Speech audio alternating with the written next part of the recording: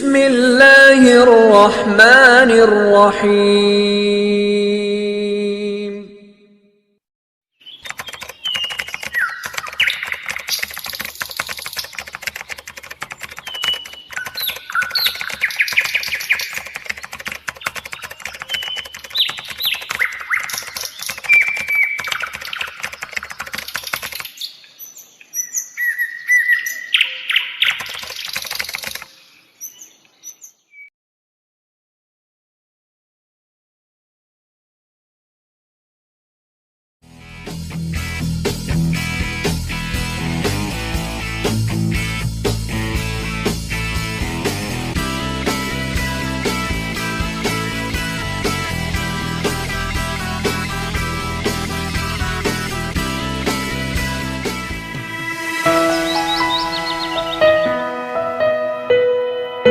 पाकिस्तान में क्या मसाइल हैं? पाकिस्तान में आए थे, खुदकुश हमले, कत्ल वगैरह। लॉज और रेगुलेशन का प्रॉब्लम है हमारी करंट सिचुएशन में। स्कूल से थका हुआ घर पे जाता हूँ, लेट नहीं होती, बहुत गुस्सा आता है। मुल्क के हालात सही नहीं है, हमारी इतनी उलझन हो गई है, रोजगार भी मुश्किल से मिल रहा है। सारा दिन खड़ा होके ख्वार होके चला गया, 4 दिन से दिहाड़ी नहीं है। एजुकेशन यहाँ प्रॉब्लम है, पानी का यहाँ प्रॉब्लम है, टेररिज्म प्रॉब्लम है। जिससे भी पूछो ये बोलता है हम उर्दू स्पीकिंग है, हम पंजाबी हैं, हम सिंधी हैं। मसाइल यही है, बेरोजगारी है।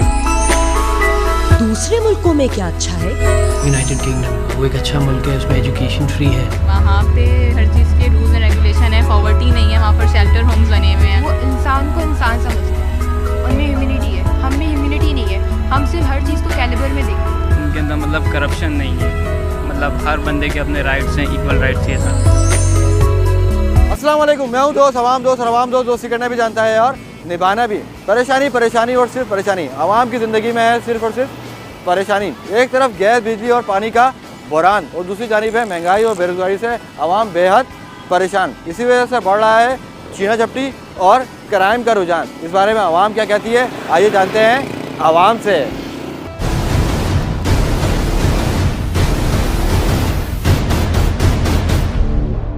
अस्सलाम वालेकुम।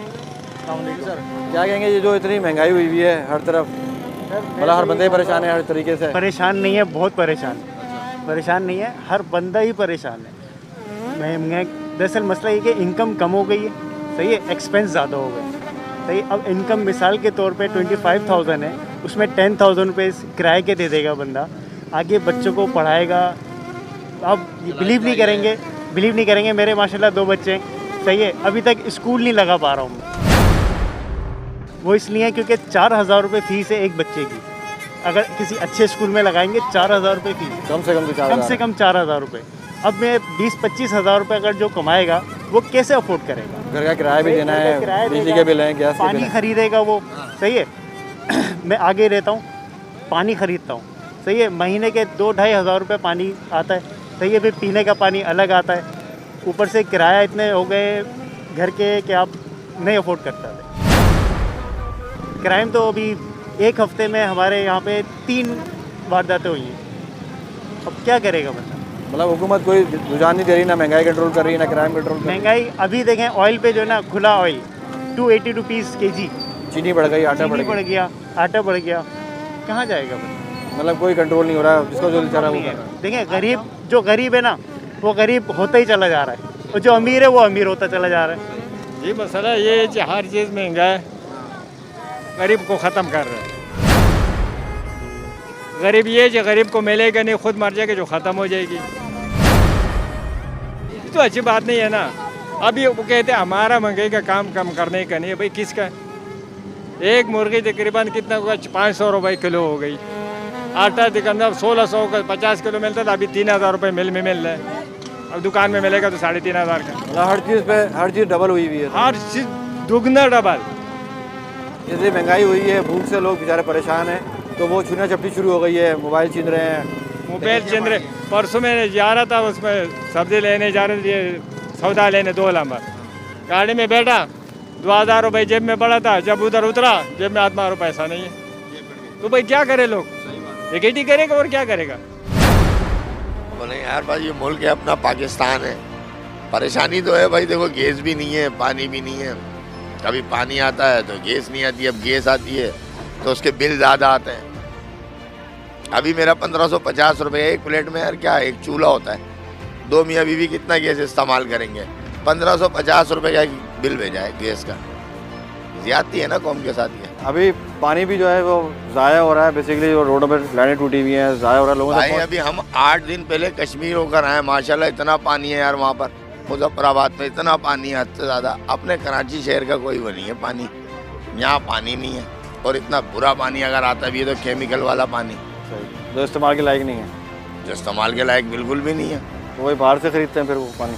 अरे 50 रुपये का 40 रुपये का कूलर भरना पड़ता है अपने इस्तेमाल के लिए। बच्चों को देखता है आदमी के यार बच्चों के इस्तेमाल के लिए तो अच्छा पानी मिल जाए, साफ़ सुथरा पानी, साफ़ सुथरा। वो भी क्या है, वो तसल्ली होती है उसमें भी 50 रुपये दे के, लेकिन इससे तो बेहतर है जो गवर्नमेंट दे रही है, उससे तो बेहतर है। तो वाटर बोर्ड हो, KMC हो, LDO हो, MDO हो, या कोई भी इदारे हो जो शहरी जो है मसाइल से ताल्लुक़ रखते हो, इंफ्रास्ट्रक्चर, वो सब के सब नाकाम, निकम्मे, इंतहाई राशि, और उनके घरों में वो तमाम माल जो अवामुन नास के टैक्सों से जो है पैसे लिए जाते हैं वो मौजूद है। अगर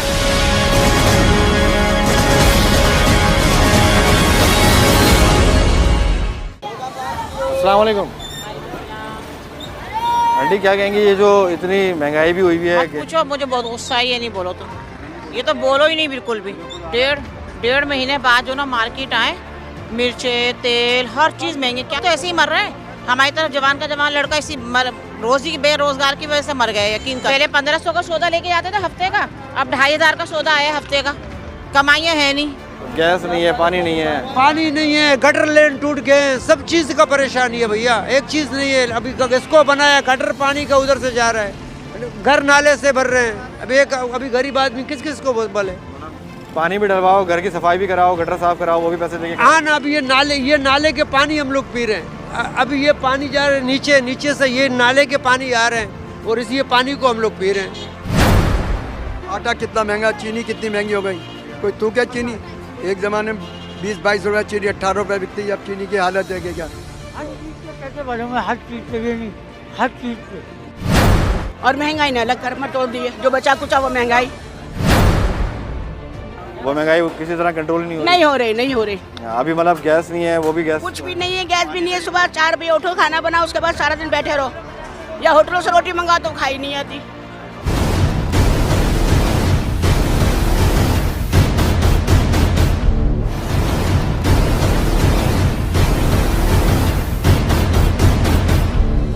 वही सैल रहे हैं, कोई काम नहीं हुआ जो है ना। बारिशों के बाद पानी का तो गैस तो बिल्कुल ही बंद हो गया, गैस आता ही नहीं है। पानी का मसले उसी तरह, पानी वादे किए लेकिन पानी आया नहीं है। रोडों के गटर खुले हुए हैं, सीवरेज का निज़ाम सारा उसी तरह, कोई जो है ना वादे हुए कोई नहीं है। 3 साल 3 साल हो गए रोड को बने हुए, दोबारा ये रोड की तोड़ फोड़ दोबारा हो गई। आए दिन चोरियाँ रख दी, डेली हो रही हैं, डेली रात को 10 बजे के बाद अकेला बंदा बाहर निकल नहीं सकता है। अच्छा, इतना ज़्यादा मतलब छीना झपटी इतनी हो रही है। ये हमारी दुकान है, यहाँ पे बैठे थे 2-3 बार, यहाँ पे बंदे हैं, लेकिन 2-3 बंदे थे, देख के चले गए। अच्छा, मतलब बुरा हाल हुआ भाई। एक तो महंगाई है, ऊपर से ये छीना झपटी जो है, छीना झपटी ये बहुत तेज़ी से बढ़ गई है। तो अभी बल्दिया में इस वक्त जितने भी उम्मीदवार हैं, सबसे पहले मैं उन्हें कहूँगा कि अपनी सरजमीन पे चलना सीखो। सिंगे मरमर की सरजमीन पे चलोगे तो फिसल के गिर जाओगे। Sadia was once a school teacher. Now she hides at home. It's her only refuge. Everyone in the village knows she was gang raped. After I begged and pleaded with them, they beat me even more. Then they said to me that if I don't listen to them and do what they want, they'll show everyone the video, put it up on the internet. I didn't care about myself, but I didn't want the future of my siblings to be jeopardized because of me. That's why I didn't tell anyone. But Sadia's silence was to no avail.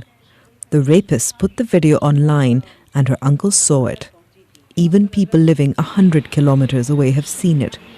We're protecting Sadia's identity. It is not her real name. लोग हैं जो इस movie को interesting ले रहे हैं और बहुत ज़्यादा. A lot of people are watching this video for fun.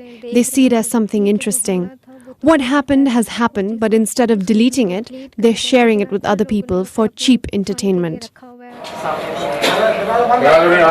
Supported by her family, Sadia went to the police.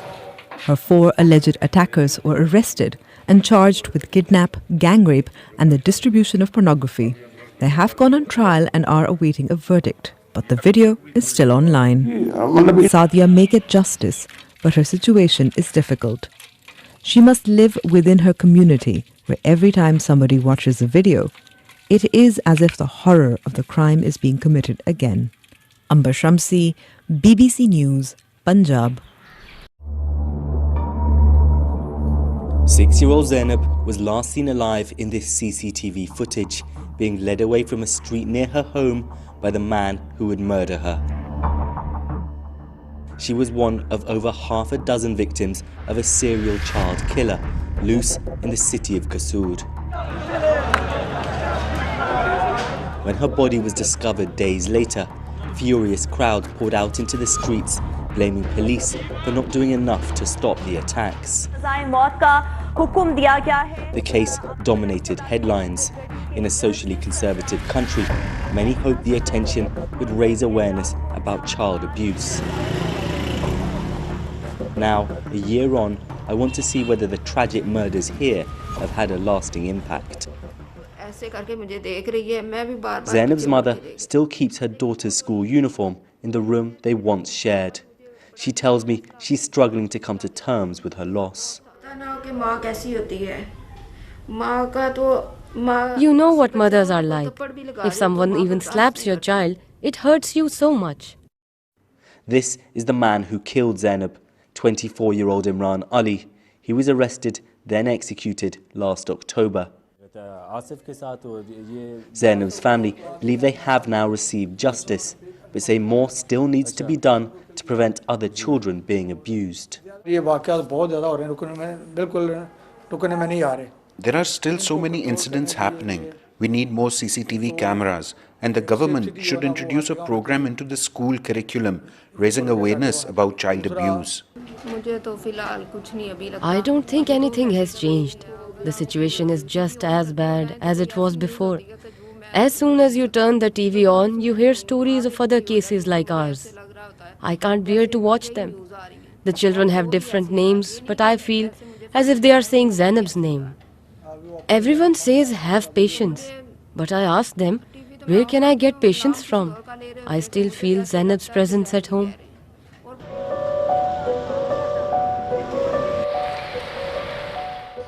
Zainab's body was discovered in this rubbish dump. She was one of 8 young girls to be attacked by the same man. The case did provoke a national discussion on child abuse, but many here still don't feel comfortable talking openly about the subject, and victims often don't get the support that they need. This man's daughter was assaulted by the same man who killed Zainab. She survived, but is still recovering from her ordeal. We aren't showing his face to protect his daughter's identity. If a door slams, she gets scared. Anytime she sees a stranger, she is terrified. She runs inside the house and closes the door. If anyone even raises their voice, she gets scared. She's been like that ever since the incident. Her father says they were given some financial compensation, but have never been offered psychological support. His daughter was even told to visit the attacker in jail to try and identify him. According to one leading charity, on average, around 12 children are abused every day in Pakistan. At times, some end up repeating the behavior, creating a vicious cycle. A source involved in the investigation into Zainab's murder told me the killer himself had been abused throughout his childhood. It's hard to think of someone responsible for so many horrific crimes as having once been a victim. But perhaps if he'd been able to access support when he was younger, none of this would have ever happened.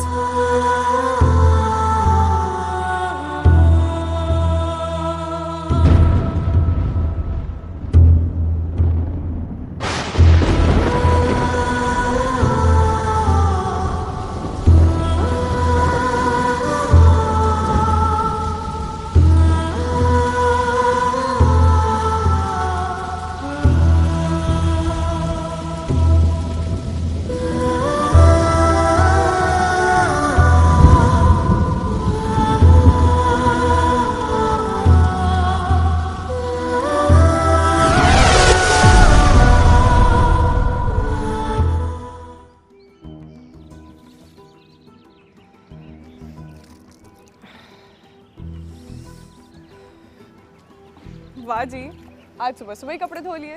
बस यार, शाम को नंद के घर खाना है, मैंने सोचा सुबह ही काम खत्म कर लेती हूँ। बड़ी अच्छी नंद है तुम्हारी, खाने बना रही है। और एक मेरी नंद है कि मर जाएगी पर खाना नहीं बनाएगी हमारा।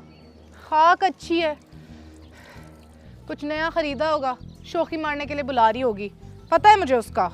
वैसे बड़ी बुरी आदत है लोगों की, शुक्र है हम ऐसे नहीं हैं। बिल्कुल। खैर, तुम क्या कर रही थी? टीवी देख रही थी। पता है मौलाना साहब का बयान आ रहा था चुगली पे। अच्छा, क्या कह रहे थे फिर? भाई मुझे तो आज पता चला है चुगली कितनी बुरी बात है। वो तो है। मैं सोच रही थी हुमैरा और नाइला को सेंड कर देते हैं वीडियो, बहुत चुगलियाँ करती हैं। सही कहा है, जब आती हैं रिपोर्टें ही लाती हैं। खुद 1 बजे तक मैड में घर नहीं साफ करती और लोगों को देखो कितनी बातें बनाती हैं। तौबा करो बहन, इन्हीं औरतों की वजह से ना हम सब बदनाम हैं। सही कह रही हो, ऊपर से कहती है हमें किसी की लाइफ में दिलचस्पी नहीं है। लोगों के कपड़ों से लेके बच्चे, कैरेक्टर, शादियां, खाने, कुछ तो छोड़ती नहीं है। बाकी और बचा क्या लाइफ में डिस्कस करने के लिए। सही कह रही हो, मैंने तो इनका नाम शबीर भाई रख दिया है, हर खबर पे नजर। मैं तो कहती हूँ बस अल्लाह हमें चुगली से दूर रखे। आमीन आमीन।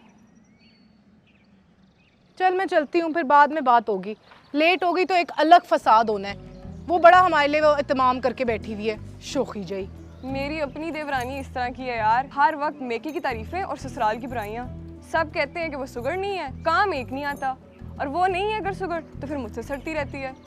देवरानियों की तो तुम बात ही ना करो, बिल्कुल नागिन की तरह होती हैं, चिमड़ी जाती हैं। नागिन से याद आया, कल रात को नागिन का नया एपिसोड देखा है? नहीं, मेरी तबीयत नहीं ठीक थी, मैं जल्दी सो गई थी। है? फिर तो तुमने रात को गली वाला सीन भी मिस कर दिया होगा। गली वाला सीन? हमारी गली का?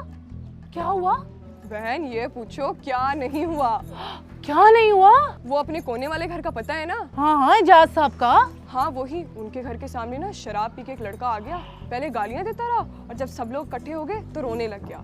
हाय मैं मर गई, ये तो बिल्कुल फिल्मी सीन हो गया और मैंने मिस कर दिया। फिर खाला सुगरा कहती हैं कि उनकी लड़की के पीछे आया था, वही नाकाम आशिक की टाइप सीन है। ये आज के जमाने में भी ऐसे आशिक होते हैं?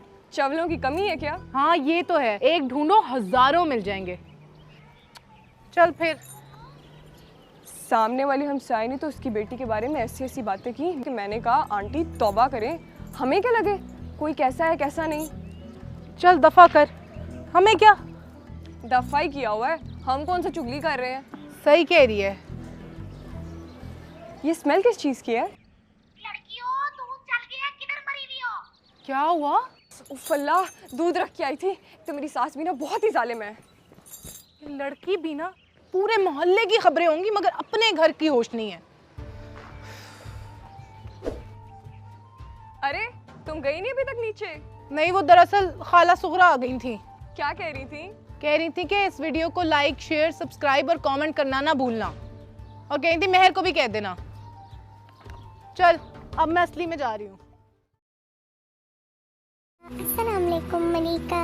वालेकुम अस्सलाम अफीफा आपी। मूसा नहीं आया अभी तक, ठहरो मैं उसको फ़ोन करती हूँ। हेलो मूसा, कहाँ हो? जल्दी आओ, हम इंतज़ार कर रहे हैं। हटो, ये मेरी जगह है, मैं यहाँ बैठता हूँ। मूसा, न सलाम न दुआ। सॉरी अफीफा आपी, अस्सलाम वालेकुम। वालेकुम अस्सलाम। पता है ये बहुत बुरी बात है कि किसी को उसकी जगह से उठाया जाए। इधर आओ, मेरे पास बैठ जाओ। सॉरी अफीफा आपी, आइंदा ऐसा नहीं करूँगा। शाबाश मूसा। चलो आज मैं आप लोग को etiquettes of going to a gathering सिखाती हूँ, मतलब मजलिस में जाने के आदाब। अफीफा आपी, ये मजलिस क्या होता है? किसी भी ख़ास मकसद या कोई अपनी पसंद की या मालूमाती बातें आपस में डिस्कस करने के लिए जब लोग एक जगह इकट्ठे होकर बैठते हैं तो उसे मजलिस कहते हैं। तो बच्चों, मजलिस के आदाब ये हैं कि सबसे पहले हमें इस चीज़ का ख्याल रखना चाहिए कि हमारे कपड़े और हम साफ़ सुथरे हों, क्योंकि अगर हम गंदे होंगे और या हमारे पास से बदबू आ रही होगी तो लोग हमारे साथ बैठना पसंद नहीं करेंगे। दूसरा, हमें इस चीज़ का भी ख्याल रखना चाहिए कि जब हमें किसी मजलिस में जाना हो तो हम कोई ऐसी चीज़ ना खाएं जैसे कि प्याज या लहसुन कि लोगों को हमारे मुंह से बदबू आए। और मजलिस में जाकर सबसे पहले सलाम करना चाहिए। और हमें ऐसा बिल्कुल नहीं करना चाहिए कि अगर कोई हमारी पसंद की जगह पे बैठ जाए तो हम उसको वहाँ से उठाएं। और अक्सर लोगों की आदत होती है कि जैसे ही कोई दूसरा अपनी जगह से उठ के जाता है तो उसकी जगह पर बैठ जाते हैं। हालांकि ये ठीक नहीं। अगर हमें पता है कि वो किसी ऐसे काम के लिए गया है कि थोड़ी देर में वापस आके बैठ जाएगा, तो हमें उसकी जगह खाली रहने देनी चाहिए। और हमें चाहिए कि लोगों के सामने किसी के साथ खुसुर-पुसुर या कानाफूसी ना करें। हाँ, अगर बहुत ज़रूरी बात है तो लोगों से इजाज़त लेकर अलग जाकर बात कर लें। और हमें चाहिए कि किसी की बात ना काटें, बल्कि हम इंतज़ार करें कि जब उसकी बात पूरी हो जाए फिर हम अपनी बात करें। और हमें मजलिस में किसी की बुराई नहीं करनी चाहिए और ना ही किसी के ऐब बयान करने चाहिए। और हमें ख्याल करना चाहिए कि ऐसी मजलिस में ज़रूर जाएं जिसमें किसी बुज़ुर्ग या नेक लोगों की सोबत में बैठना नसीब हो। और मजलिस में किसी से बिला वजह बहस नहीं करनी चाहिए और ना ही बदतमीज़ी करनी चाहिए। और अगर कोई बड़ा कोई नसीहत करे तो हमें खामोशी से सुनना चाहिए और उस पर अमल करना चाहिए। उनकी बात का बुरा नहीं मानना चाहिए। और मजलिस से जाते हुए अल्लाह हाफिज़ कहना चाहिए। आप लोग को समझ आई मजलिस के आदाब? जी अफीफा आपी, आज से इस पर अमल करेंगे। जी अफीफा आपी। ठीक है, फिर मैं एक एक करके तुम लोग का नाम लूँगी और मुझे एक एक करके मजलिस के आदाब बताना। फालिया, आप शुरू करो। हमें चाहिए कि जब हम किसी मजलिस में जा रहे हो तो साफ़ सुथरे होकर जाएं और कोई ऐसी चीज़ खाकर नहीं जाए जैसे कि लहसुन या प्याज कि हमारे मुंह से बदबू आए। शाबाश। अब मलिका आप बताएं। हमें मजलिस में जाकर सबसे पहले सलाम करना चाहिए और जहाँ जगह मिले वहाँ बैठ जाना चाहिए। किसी खास जगह पर बैठने के लिए लड़ना नहीं चाहिए। शाबाश। अब मूसा आप बताएं। हमें बड़ों की बात गौर से सुननी चाहिए और उस पर अमल करना चाहिए और उनकी बात का बुरा नहीं मानना चाहिए। शाबाश। फालिहा आप। हमें आपस में खुसुर-पुसुर नहीं करनी चाहिए। अगर बहुत ज़रूरी बात करनी हो तो इजाज़त लेकर अलग जाकर कर लें। मलिका, हमें चाहिए कि किसी की बात ना काटें, बल्कि इंतज़ार करें कि जब उनकी बात पूरी हो जाए फिर हम अपनी बात करें। और हमें किसी की बुराई या ऐब नहीं बताने चाहिए। शाबाश मूसा। अगर कोई अपनी जगह से उठकर जाता है तो हमें उसकी जगह पर कब्जा नहीं करना चाहिए। और हमें चाहिए कि ऐसी मजलिस में जाएं जहां बुजुर्ग और नेक लोगों की सोबत में बैठना नसीब हो। शाबाश फालिहा। हमें किसी से बदतमीजी और बिला वजह बहस नहीं करनी चाहिए। मलिका, अब आप बताओ। हमें मजलिस से जाते हुए अल्लाह हाफिज़ कहना चाहिए। शाबाश। इसका मतलब आप लोग ने गौर से सुना भी है और समझा भी है मजलिस के आदाब, और अब कोशिश करनी है इस पर अमल करने की। ठीक है? ठीक है अफीफा आपी। फ्रेंड्स, होप आप लोग ने भी मजलिस के आदाब गौर से सुने और समझे होंगे और आप लोग उस पर अमल करने की कोशिश भी करिएगा। अब हम अपनी नेक्स्ट वीडियो क्लास में मिलेंगे। अल्लाह हाफिज़। Don't call each other with nicknames. Don't throw nicknames at each other. Hey, fatty, how's it going? Yo, wide face, or whatever you come up with. No, he doesn't mind, bro. We're good. No, he don't mind at all. We're good, right? And the guy will say, yeah, sure, no problem, we're good. But he's not good. A bunch of girls are hanging out together. Hey, you're so short. It's so cute. Well, she didn't appreciate that you called her short. Even if you added it's so cute at the end. And even though she may not say anything now, and your friend may not say anything now, there is a day when they're going to be desperate for good deeds on Judgment Day. And if you have crimes against them, they can take your good deeds. They can take them. They may not collect now, they'll collect on Judgment Day. Watch it. This is especially among friends. Don't call each other nicknames. Don't call them nicknames. Even nicknames that are not mean. If they don't like a nickname, don't do it. You know, I travel a lot, and I went to this one place where a person doesn't have a lot of respect for, I guess, personal space. The guy doesn't know me at all. Actually, doesn't know me at all. Hey, Nomi, how are you? I was like, excuse me? Oh, Nomi, it's okay. I can call you Nomi, right? I was like, no, actually, you can't. My mother calls me Norman, so I'd prefer you call me Norman. If anybody could call me anything they want, that would be my mom and dad, and you can't. I didn't say, no, it's okay, bro. I don't like it. And if I don't like it, I better tell him now, because I'd rather not tell him on Judgment Day.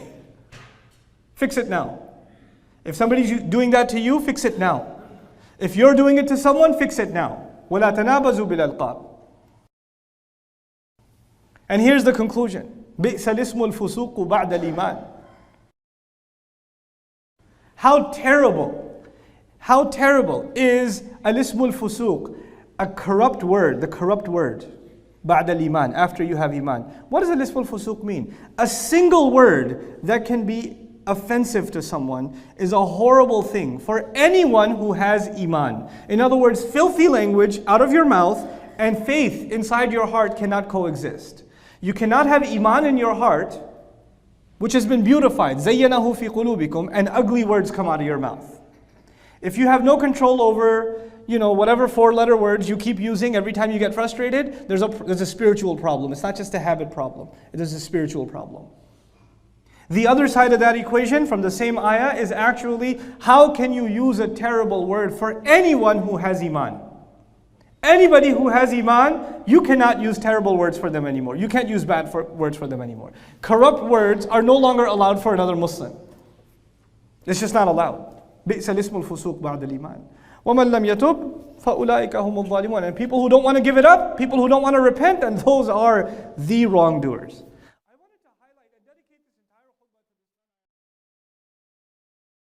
किसी से लड़े हुए हो सुलह कर लो, किसी से रूठे हो उसे मना लो, माँ बाप से नाराजगी है पाँव पड़ जाओ, बीवी को से नाराज हो पाँव पड़ जाओ, बीवी नाराज है खामंद के पाँव पड़ जाए। सबसे ज्यादा खुशी अल्लाह को मियाँ बीवी की सुलह पर होती है। मियाँ बीवी लड़े हुए हों और आपस में सुलह कर लें तो इस पर अल्लाह उनके पिछले सारे गुनाह माफ कर देता है। और शैतान को सबसे ज्यादा खुशी इस बात पर होती है कि दो मियाँ बीवी आपस में लड़ पड़ें, कि इससे पूरी नस्ल बर्बाद हो जाती है। अपनी औलाद के लिए हलाल कमाओ, हलाल छोड़ के जाओ, हराम छोड़ के ना मरो कि सारी जिंदगी कांटे चुनते फिरेंगे, सारी जिंदगी कांटे चुनते फिरेंगे। तो नियत करते हो सारे भाई, एक दूसरे को माफ करो। और जो हमारे भाई जराइम में गिरफ्तार हैं उनके लिए भी दुआ करो। मेरे नबी के उम्मती हैं, दुआ करो, दुआ करो कि अल्लाह हमारे बच्चों को अगर वो छोटे हैं, हमारे बड़ों को अगर वो हमारे उम्र हैं, अल्लाह उनके हाथों से जुल्म की बजाय अदल करवाए, अल्लाह उनके हाथों से तबाही की बजाय आबादी उनके हाथों से करवाए, और अल्लाह ताला उनको भी तौबा की तौफीक दे। वो भी हमारे हैं, हमारे हैं, हमारे हैं। हम उनके लिए भी दुआ करेंगे, उनके लिए भी दुआ करेंगे कि अल्लाह उनको जहन्नम की आग से बचा ले। आज हम अल्लाह की बारगाह में सुलह करें, अल्लाह के साथ, अल्लाह के रसूल के साथ सुलह करें। बिस्मिल्लाहिर्रहमानिर्रहीम। अल्लाह के नाम से जो बड़ा मेहरबान निहायत रहम वाला है। सूरत अल-हुजुरात। या अय्युहल्लज़ीना आमनू ला तुक़द्दिमू बैन यदयिल्लाहि व रसूलिही वत्तक़ुल्लाह इन्नल्लाह समीउन अलीम। ए लोगो जो ईमान लाए हो, अल्लाह और उसके रसूल से आगे ना बढ़ो और अल्लाह से डरो, अल्लाह सब कुछ सुनने और जानने वाला है। बिस्मिल्लाहिर्रहमानिर्रहीम। इस्लामी रियासत कैसी होगी, उसके उसूल क्या होंगे, उसके पैरामीटर्स क्या होंगे, वहाँ रहने वालों का बाहमी ताल्लुक कैसा होना चाहिए, ये सारे मबाहिस इस्लामी रियासत के ताल्लुक से सूरतुल हुजरात में हमारे सामने आते हैं। तमाम मामला, किसी खास मामले का जिक्र नहीं, इनफरादी मामलात हो, घरेलू मामलात हो, कारोबार के हों, रियासत के हों, अदालत के हों, तमाम मामलात में अपने मामलात को अल्लाह और उसके रसूल से आगे ना बढ़ाओ। जो हुक्म अल्लाह उसके रसूल ने दे दिया, जो बाउंड्री अल्लाह और उसके रसूल ने सेट कर दी, उसके अंदर रहो। जिस बात को हराम कह दी उसके करीब भी ना जाओ। बाकी जो हलाल रखा वो तुम कर सकते हो। ये इनफरादी सतह से लेकर इज्तिमाई सतह तक अहले ईमान पाबंद हैं। हमारे नारे लगते हैं मेरी मर्जी, हाँ जैसे चाहो सो जियो। अरे ये काफिरों का नारा हो सकता है, मुसलमान का नहीं हो सकता।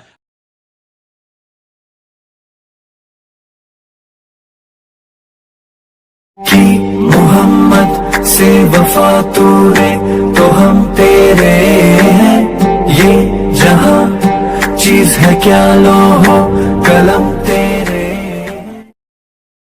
क़ालतिल अअराबु आमन्ना क़ुल लम तुअमिनू वलाकिन क़ूलू अस्लमना वलम्मा यदख़ुलिल ईमानु फ़ी क़ुलूबिकुम وَإِن تُطِيعُوا اللَّهَ وَرَسُولَهُ لَا يَلِتْكُم مِّنْ أَعْمَالِكُمْ شَيْئًا إِنَّ اللَّهَ غَفُورٌ رَّحِيمٌ। इक़रारुम बिल लिसान और तस्दीक़ुम बिल क़ल्ब, ये बयान इस मकाम पर आ रहा है। एक है ज़ुबान का इक़रार, एक है दिल की तस्दीक। दोनों ज़रूरी हैं, दोनों ज़रूरी हैं। मुनाफिक कौन होते हैं? ज़ुबान का इक़रार करते हैं, दिल में ईमान नहीं होता। तो हमसे तकादा है कि ज़ुबान से भी इक़रार हो, दिल से भी तस्दीक की जाए। सच्चे पक्के ईमान वाले कौन हैं? पक्के ईमान वालों का बयान अगली आयत करीमा में, इन्नमल मुमिनून अल्लज़ीना आमनु बिल्लाहि व रसूलिही, बिलाशुबा पक्के मोमिन तो वो हैं जो ईमान लाए अल्लाह पर, उसके रसूल सल्लल्लाहु अलैहि वसल्लम पर, सुम्मा लम यरताबू, फिर किसी शक में मुब्तला ना हुए, दिल ठुक गया उनका। मैं जुबान का दावा नहीं, दिल का यकीन भी है, ठुक गया दिल।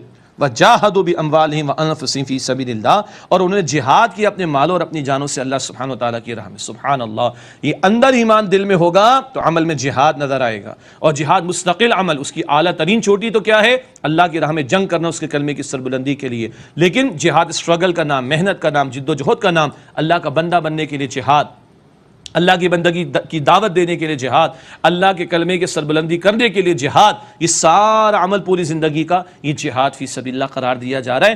दिल में ईमान होगा तो अमल में ही मेहनत नज़र आ रही होगी।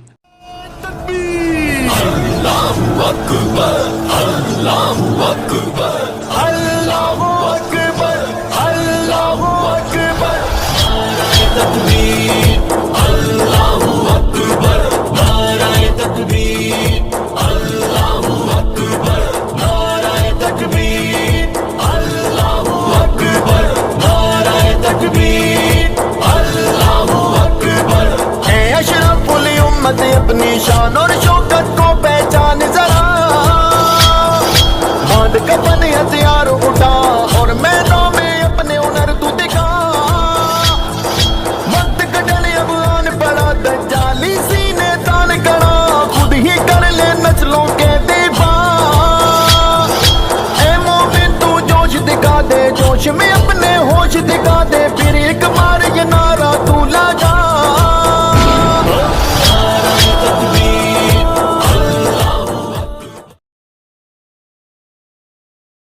अस्सलाम वालेकुम, माई सेल्फ शारिम अली। आज जो है हमारे साथ मौजूद है सर रिजवान।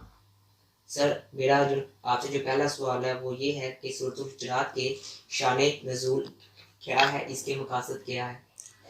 सूरह हुजरात का शान नुज़ूल एक तो एक आयत बयान की जाती है, जाअकुम फासिकुम बिनबइन फतबय्यनु। अगर आपके पास कोई फासिक आदमी खबर लेकर आता है तो उसके बारे में पहले उसकी ऑथेंटिकेशन उसकी हो जानी चाहिए कि ये खबर सच्ची है या झूठी है, उसके बाद उसके ऊपर कोई रिएक्शन देना चाहिए। तो एक शान नुज़ूल तो ये है कि आप सल्लल्लाहु अलैहि वसल्लम ने के पास एक साहब ऐसी खबर लाए थे कि जिसमें बाद में पता चला कि वो खबर झूठी थी। अगर उसके ऊपर रिएक्शन हो जाता तो बहुत बुरा होता। दूसरी बात जो अहम तरीन है इस सूरत के शान नुज़ूल के हवाले से वो ये कि ये इसको आमतौर पर सूरह फतह का ज़मीमा या सूरह फतह की वजाहत का समझा जाता है, क्योंकि सूरह फतह में कुछ आयत ऐसी हैं जिनमें हुज़ूर सल्लल्लाहु अलैहि वसल्लम की ताज़ीम, इज़्ज़त के बारे में बात की गई।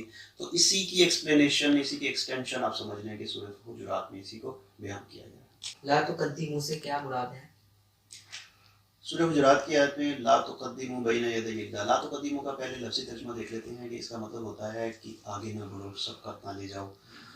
सूरत के मुताबिक ला तुक़द्दिमू बैना यदैल्लाह व रसूलिही का मतलब है कि रसूलुल्लाह सल्लल्लाहु अलैहि वसल्लम और अल्लाह से आगे ना बढ़ो।